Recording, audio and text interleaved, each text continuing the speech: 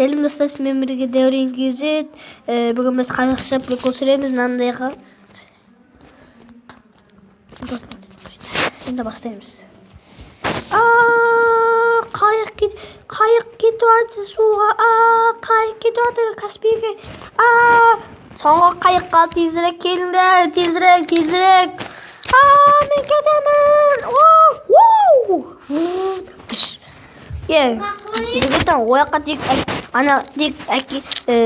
аналар мен мамалар келеді. Мен кірем.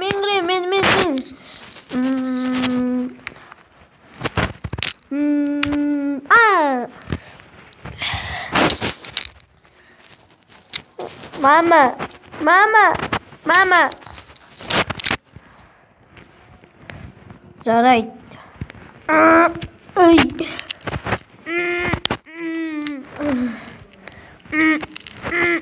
Тезірек болыңдар. Мынау бала ма сені? Иә. Жарайды, кіре бер.